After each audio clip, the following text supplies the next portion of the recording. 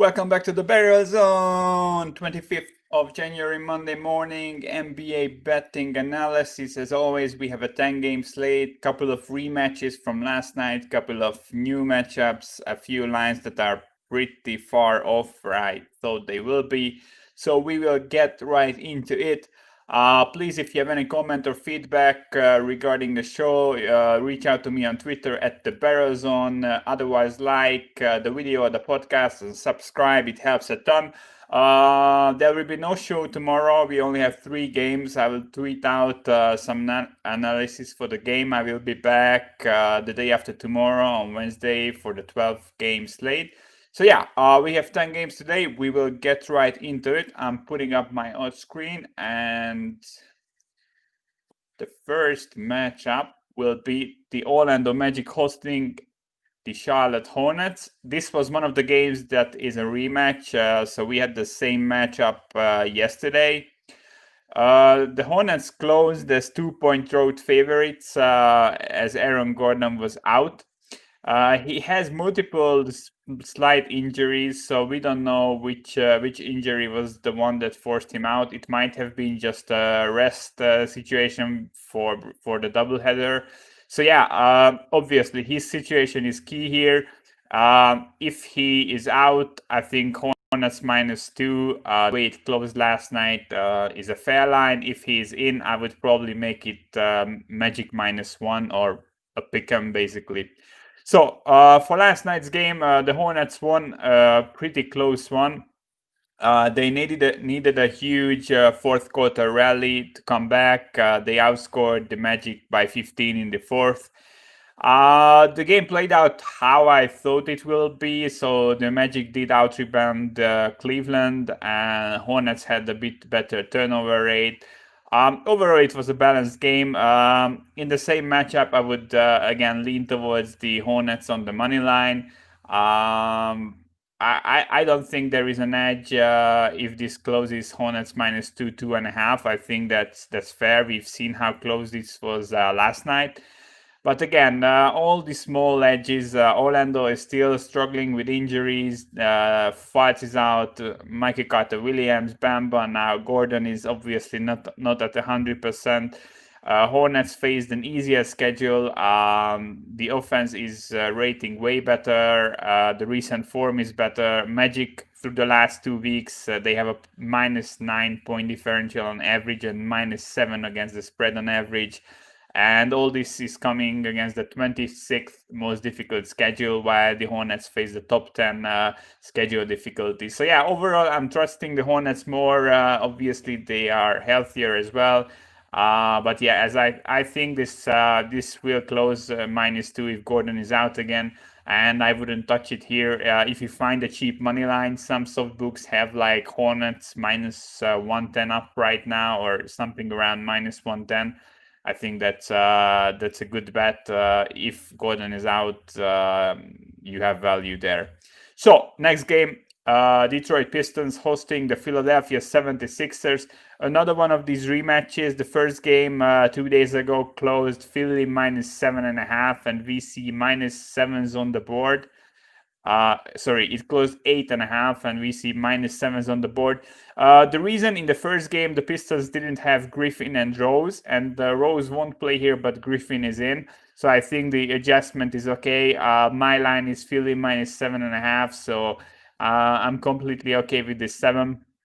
So Philly won by 4. I looked at the game and checked the box score. I think it's a miracle that they only won by 4. Embiid was amazing. He scored 33 points, but again, Philly had a free throw rating of 36, which is pretty amazing. So they made 36 free throws per 100 shot attempts, which is top 2% of all games by all teams. And they have been out-rebounding the Pistons. I'm always saying the Pistons can keep game close as they have a solid top 10 rebounding. It just wasn't enough here. Philly is one of the better rebounding teams, and they're also drawing all these extra points at the charity stripe. And the Detroit defense is giving up the 8th worst free throw rate. So yeah, Pistons are giving up too many free throws. They are getting out rebounded. This is a very tough matchup for them. I think Philly will be able to out rebound them again here. Yeah, so the Pistons are bottom 10 everywhere besides their rebounding rate and the rate they force turnovers. But if you take away the rebounding and you look at this matchup, it's pretty ugly. So yeah, I would probably lean towards Philly here, to be honest. Even if I don't have a number edge, I think 7 is just not enough. Obviously, one thing to note: Embiid is questionable again. We have to take this seriously with him. He sometimes sits out games, but he was questionable in the last game he played. If he is out, this is probably Philly minus 4 or so. I think that's a fair line. I would still bet Philly in that case. So yeah, no number edge, but based on the last game and how it played out, I think the Sixers should have been covering, and I think they will cover this game, especially if Embiid is playing. But if Embiid isn't playing and this moves more than 3 points, I mean, he is worth more than 3, but in this matchup, I think Philly is just so much better that you cannot really move the line that much. So yeah, I'm looking at Philly. If there is any kind of Detroit money coming in from this 7, I think there will be value on the road favorite. Next game, Pacers, Toronto Raptors. Another rematch. This game was played in the early slot last night. The Pacers closed 4.5 point favorites at home, which I thought was a bit too much. So yeah, Toronto was without Lowry and Siakam, and I mean that's a lot of name value. But if you look into how bad those guys have been this season, especially Siakam, who is in the bottom 20% of the whole league in scoring efficiency, which is, I mean, for a guy who is known as a guy who can put up points, if you are in the bottom 10% of the whole league in efficiency as a star player, that's ugly. So yeah, I think the line moved a bit too much. I would make these Pacers minus 3-ish if both Lowry and Siakam are out. So yeah, last night both teams have been struggling with their shot, sub 50% effective field goal percentage. Toronto had the better field goal percentage. They won the turnover better. They won the rebounding battle. Overall, I'm leaning towards Toronto always. They are in the better form through the last 2 weeks. The Pacers have been struggling mightily. So yeah, leaning towards Toronto. Pacers through the last 2 weeks, 17th ranked offense, 19th ranked defense, negative point differential, underperforming the closing spreads consistently. Yeah, Oladipo out or traded away hurt them a lot. I didn't. This was honestly a surprise for me. Oladipo didn't trade that well in my model, and yeah, him out hurt this team a lot. Still, I would have to say the Pacers are putting up 110, 111 points per 100 possessions on average, and last night they put up 102. The Toronto defense isn't bad, but I think this was just bad shooting form. If you check the stars, the shots haven't been falling. So yeah, I think the line what we have right now up on soft books Pacers around -3. That's fair. I would put it there if both Lowry and Siakam are out. But if this moves back to the -4, -5 as it was yesterday, I would probably look at the Raptors.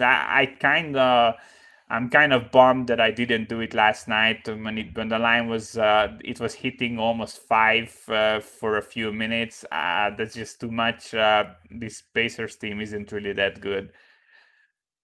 Next game, Cleveland Cavaliers hosting the LA Lakers. This will be a quick one.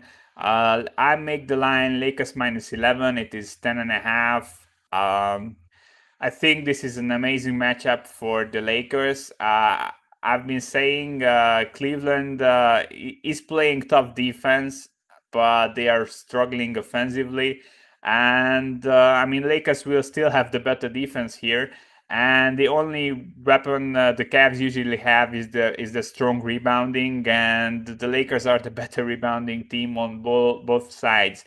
And yeah, so the Cleveland squad has a 28% offensive rebounding on average through the season, which is the seventh best. But the Lakers only allow a 21% offensive rebounding on average. That's the best. That's the lowest offensive rebounding grade allowed. So yeah, this could be a case when the Cavs hit a brick wall, and yeah, I mean, if you look at the offensive numbers, they are last in the league in points per possessions, while the Lakers are allowing the least points per possession. So that's as bad as of a matchup you can get. Yeah, ineffective field goal percentage, turnover rate, free throw rate.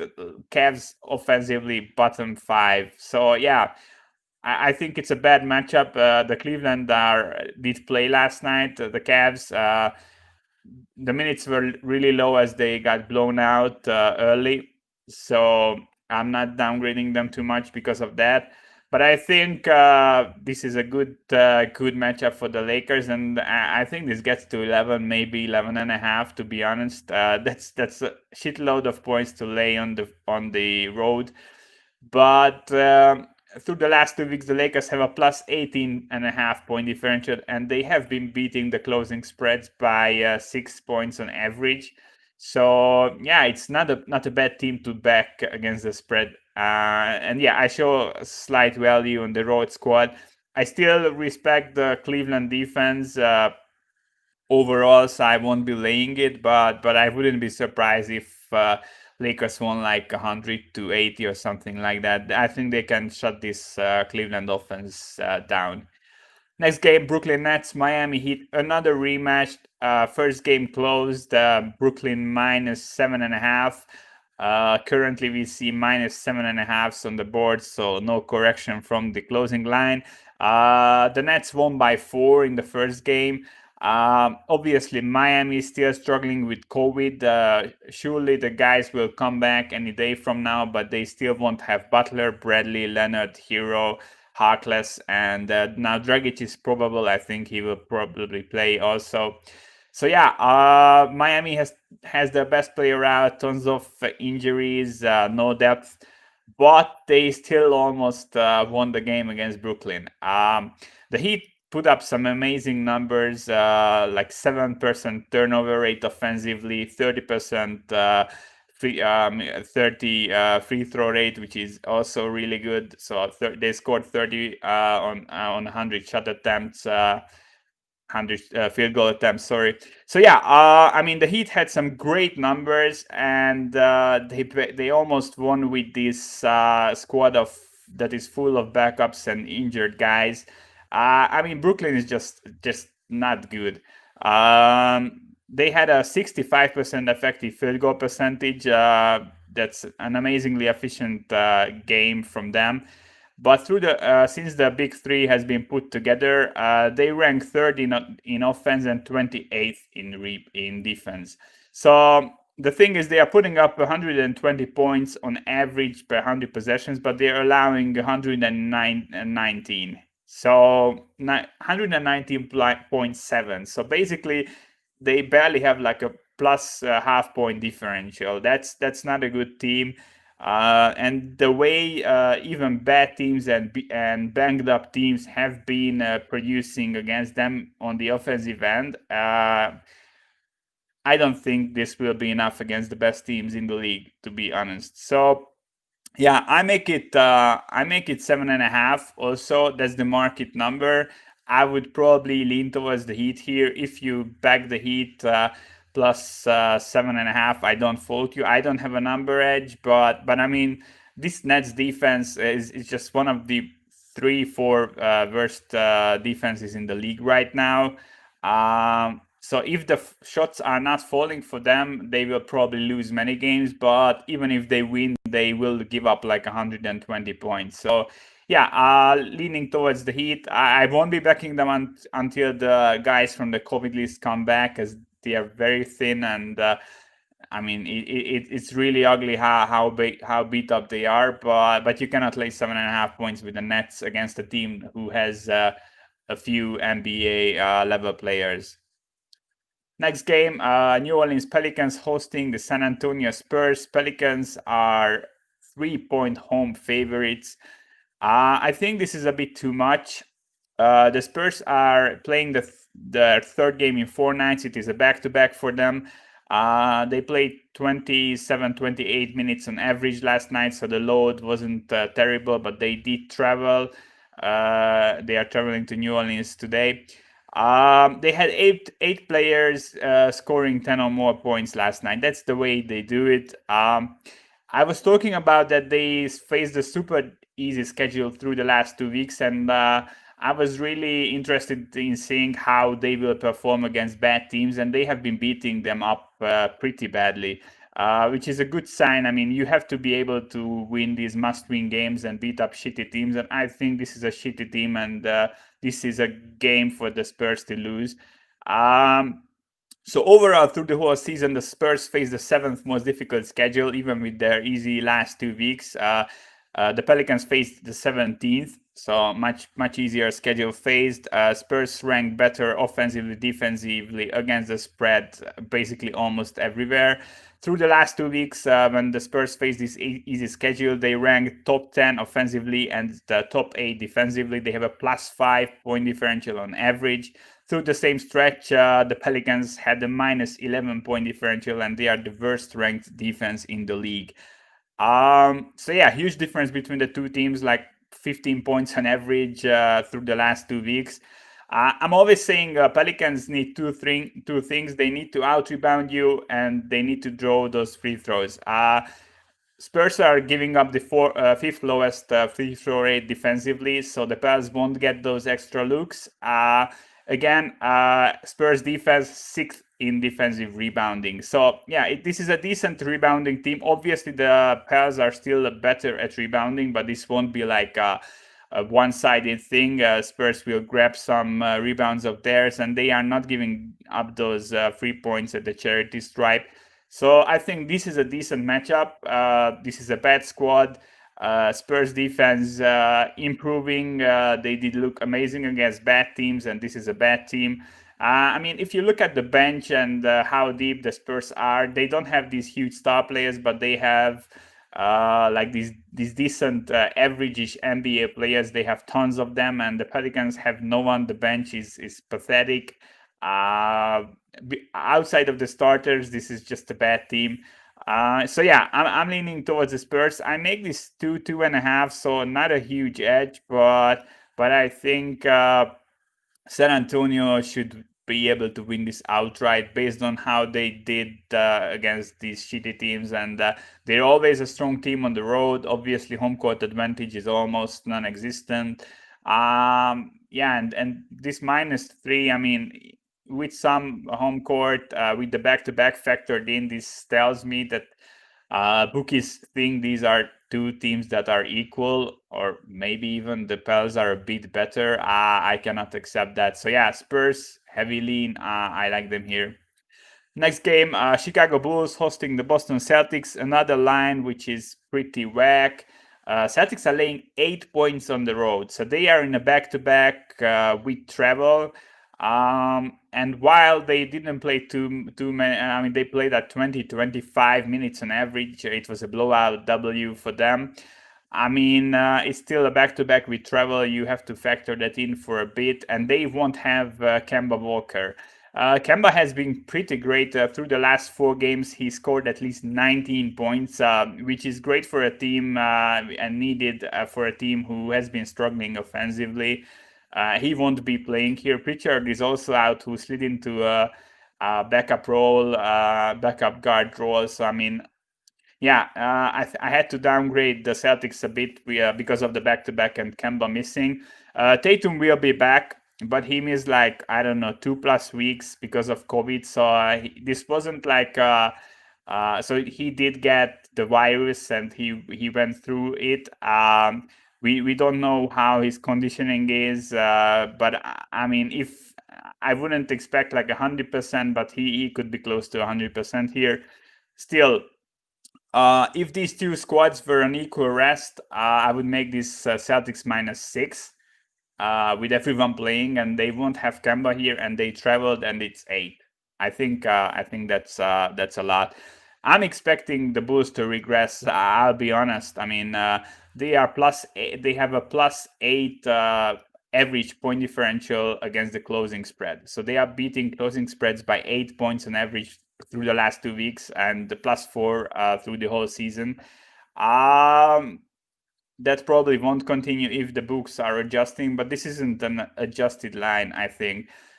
Chicago is still seventh highest in effective field goal percentage. Boston is 12th. Overall, they have the Bulls have decent rebounding and a strong offense. Defensively, they aren't great, but the Celtics aren't great either. I mean, they are borderline top 10 in everything, but not really top 10 in anything. And yeah, Tatum first game back from COVID, no Kemba, back to back. I think this should be around 5, to be honest. And some books hang an 8 right now, so that's a good bet. You can even find 8.5. I think B-Win had one. Yeah, that line is just off. I think maybe they added to the Boston rating with Tatum back way too much. I'm not sure. So yeah, I cannot lay this many points with the Celtics against a decent offense who will put up points. Total is pretty low, but I think Bulls will put up like 110 at least. Next game, Dallas Mavericks hosting the Denver Nuggets. Huge early line move towards the road team right here. Mavs opened up as -2, but now Nuggets are -1.5, leaning towards -2. So I think this market is already set. I'm making Denver slight favorites, but not by this much. So like maybe like a half or 1 point favorite. They are almost -2 right now. I don't think there is any value left. But I understand the move. Dallas still without the guys who are out for COVID. They won't have Richardson, Dorian Finney-Smith, Kleber, and Powell. Obviously, through the last 2 weeks, Porzingis had to skip some games. He was playing lower minutes when he came back. So this wasn't like a fully healthy team. But through the last 2 weeks, they rank 14th offensively and 22nd defensively. They did allow 5 more points per 100 possessions defensively to their average before the last 2 weeks. -4 average point differential, -7 against the spread on average. So yeah, the Mavs faced a super easy schedule with many injuries, and they've got through it pretty well, I think. But yeah, I mean, I think we are starting to see that these injured guys being out is hurting them a bit. On the other hand, the Nuggets are amazing. They are playing great basketball. Offensively, 3rd in points per possession, 8th in effective field goal percentage, 1st in offensive rebounding at 31%, top 10 in turnover rate. They have been playing great ball. Last 2 weeks, +5 point differential, +3 on average against the spread. Defense is getting better. I was bashing the defense to start the year, but they're slowly getting better week by week. This will be an average defense, not better. But I mean, the Dallas offense wasn't better than average anytime through the whole season. So yeah, rebounding is a huge key here. I think the Mavs just have like a 20% offensive rebounding against the 30% of the Nuggets. Road team will be able to control the boards. I think Porzingis will play here. He's tagged as probable after skipping a game. But yeah, I agree with the line move. Denver should be road favorites. I don't think there is any value left. So yeah, we'll just skip to the next game. Portland Trail Blazers at home, 5.5 to 6 point favorites to the OKC Thunder. We did fade Blazers last night with the Knicks. We got lucky there, but I will be fading Portland again. So if these two squads are fully healthy, I make this Portland -7, and this is now -6 with McCollum and Nurkic out. So I think those guys are worth 3 to 4 points and not 1. So yeah, this downgrade to Portland isn't enough. Without those two guys, this is a bad team. Obviously, they needed huge efforts from Lillard last night to get the W over the Knicks, and they almost lost. So yeah, both squads are here on back-to-back. Portland at home, OKC traveling. Neither team played the players big minutes, so there won't be any rest advantage. Why I'm not liking Portland? Through the whole season, they rank as the 29th best defense. Through the last 2 weeks, they rank 26th. It's not a fluke. They are one of the worst defenses. Obviously, they can put up points with McCallum and Nurkic in. Lillard on his own probably cannot carry the weight. They have a minus 10 point on average ATS differential against the closing spread through the last 2 weeks. Insanely bad. So yeah, OKC. I've been ranking them around the 20th through most of the season, and through the last 2 weeks, they have been falling down to like bottom three. I will be backing them for the next few games. The reason is as they have faced the single most difficult 2 week schedule of all teams in the whole league through the whole year. So in the last 2 weeks, OKC did play the Clippers twice. They played the Nuggets, the Bulls, the Lakers, the Spurs, and the Nets. I mean, you cannot put together a more difficult schedule than that. Their defense has been allowing 7 more points per 100 possessions against these teams than they did before. So yeah, again, Clippers twice, Nuggets, Bulls, Lakers, Spurs, and Nets. I mean, that's just murderer's row. So yeah, and they didn't have Horford for most of this as his daughter was just born. So yeah, Portland isn't one of those teams. Their offense isn't as good. Their defense is waivers. I think OKC is in a buy low spot here. I'm making this Portland -3, and the line is -6 right now, which is huge, obviously, but. I didn't agree with last night's closing line, and I don't really care here what the market is saying, but you have to downgrade the Blazers way more for not having McCollum and Nurkic, and I'm saying my line is right and the market isn't here. I rarely say that, but yeah, OKC I think is a good bet. They probably will keep it close.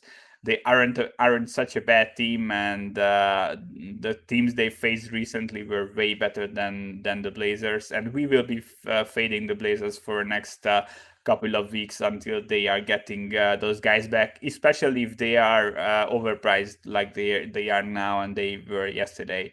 So yeah, OKC, they are bad, but not this bad. I think this stays within 6.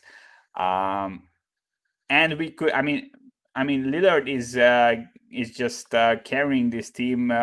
There will be a few games where he has to rest or sit out or just keep the minutes lower. Then you will get some extra value. I'm not saying it will happen here that he will sit out, but there will be a few games where you get some extra value. So you also have to factor in that going against them. Last game, Golden State Warriors, Minnesota Timberwolves. Minnesota Timberwolves are without Karl Anthony Towns, and Russell is questionable. He has been out for the last game. Current spread is -8.5 on the Warriors. I'm making it 8. I think even if Russell is out, this can probably get to 9.5. It won't get the spread won't get bigger than that. But I mean, the Timberwolves have been terrible. They are the worst team in the league without Karl Anthony Towns. 30th ranked offense. Defense is also terrible for the most part. But they have been improving defensively. Through the last 2 weeks, they only allow 108 points per 100 possessions, as top 10 in the league. Obviously, teams are taking it easy when they are facing the Timberwolves. That's one part, but they have been playing some legit defense. And my problem is that I cannot lay this many points with Golden State. Their offense is just one of the worst in the league. Through the whole season, they ranked 24th in points per possession, and through the last 2 weeks, they ranked 29th. So the second worst team in points per possession.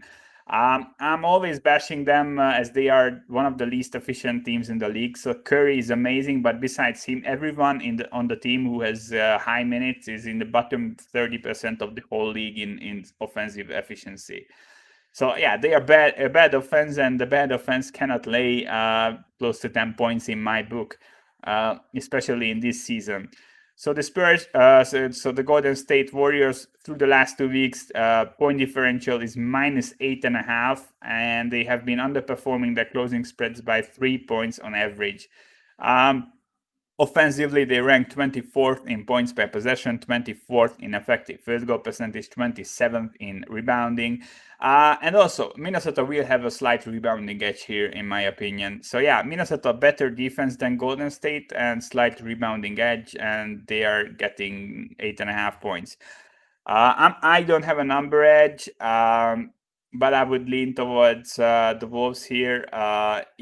If Russell is playing, I think they will need his scoring to be competitive here. I mean, some guys were stepping up in the last game when they snapped that long losing streak when Russell was out. But I mean, I wouldn't count on that. I think if Russell is in, this 8.5 is good for a small bet. If he's out and this goes up like to 10, yeah, that's a tough bet to make. But I don't think Golden State can beat a 10-point favorite against anyone. Yeah, as I said, this is one of the worst teams in the league. Golden State is home, so yeah, this is the max they can be against the spread, and they have been they have had issues covering these big spreads. All right, so I'll be summing it up.